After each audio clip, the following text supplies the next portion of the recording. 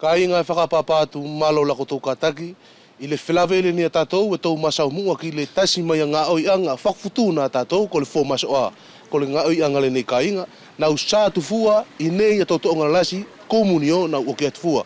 Whainga marike tau masau mua ki le fō maso a, la timo le nei tamana e tu atu moaula, ko petelo suve pangatele, petelo whakmalo atu, malo whailo mauri timo lau kataki, whakmatala mai muko ki matau, pe whewhea ki ele nā konga, pe ko le ngā oi anga whakfutuna le nei tātou, ko le fō maso a. Malo Apollo. Apollo i mua ola ku tari atu, e kau tuku atu mua saku whawhitai saku whamalo ki mamaru whawhenua. Tātou pulanga sau, mo tātou anga whenua, mo lotu mo pulanga, kāinga furi. O vea mfutuna e whalonga mai ki rene masau tawara. Konga le ni Apollo whala lave mai koe ki ai uinga mo fō maso a. Ko ngai whenua a whea ni o tō whenua la. Kai ai tau matua i e se la whanau. Uruaki e soko kere ni te tongo kumuniola, poko se moko puna mo se famiri. Tika matamua ia ki fō mo se maso a. Tiko fō maso a, e kuanga whai famiri lai te tau i manioka. Ma opo te whai tātou urami ai, ina le asola o whawhelongo i a maso a ka fō. Ka kol pō uriri e maveteri o tau asura. Kua au whenu makeke lai ia ka kuan tātou moe, tātou ala matuala. Au la tau varu maniokala, fufuru, tie no tas kautanga tai mari ki tō kiri, e tas buia la tō kiri ko kiri wha peri ma fok peono. Tas tū la tō kina kumete olo, tū la tō. E na tātou le usure ia ki nā alot whale sokol komuniola, ua ki maso ala i la tō tū. Una tufuta tō le whalo longo ke au ariki ke inu kafe, tia na whenu makeke, kaku no whenu makeke maumu, la tō o whaia umu. Whalolongo ki suka ke umu ke kai, masau whai tātou ura sa pēna whai ki le fiafi, takolo ura kamataangalo ai Apollo o masolo o komunio. E runa tātou kaku fōwhai maso ai ni a totonaanga, runa tātou ko masolo kamatamere nā whamirira. Petelo, ko lalo le uinga o le whaksoko tātou o le nā ngā o ianga? Ko le uinga le ia whaksoko tātou le nā ngā o ianga Apollo ko fōr maso ala, sana ke ia mi ai ko o ngai whenua a whea i o tātou. E maua ai ke fō se maso a, tari kori le asori ai pale i ro atoela. E tonu ke whaikina le ni e tātou asua, ke toko sua i nā le asori tako le asupale o toe.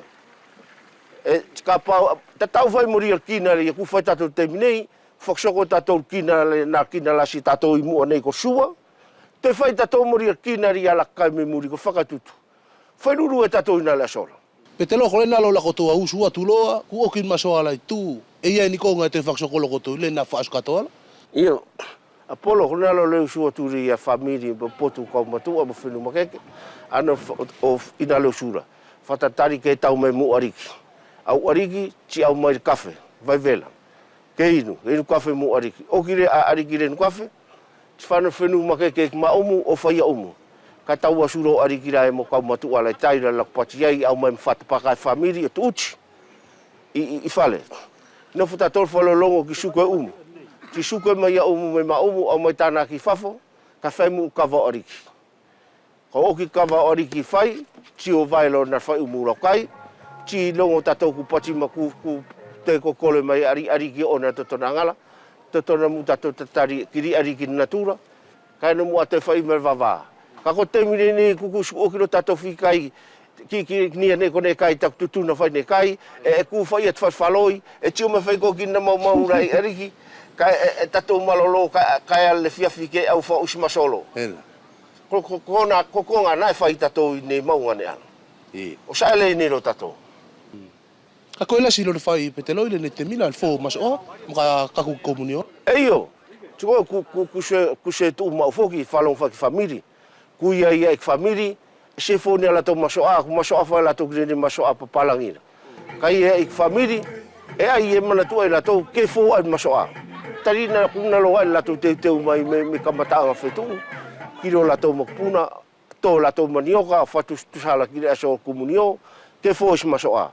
Kako nea i Apollo whalong whae ki loto, es whaki loko smau aloa, ke fō ai ni masoa. Ti fōfo ki maso ala Petelo, pedi alau pati mai, e fō po uri, ko mua ala na whawhenak whai? Ko mua e Apollo nes whawhenaki. Ko mua kauna tato i leo suta ko mango, ala fa tatou ta stak me na mga manio ka usu tatou ki ngane e fo masoal. Ka fo masoal ai lusu. O te milo le ne kusale ki mua ku fo i e pouri fenu ma ke kela. Ku sko tatari la toki le au. No tatou la ola ku ki masoal la to fai. Ko le fia filo petelo e whaka ko kiloa ki masolo. Whaka ko kilo tatou le fia fi ki masolo o kamatalo masolo me na kai ngana fo masoal. Tamo kisi. Tamo kisi.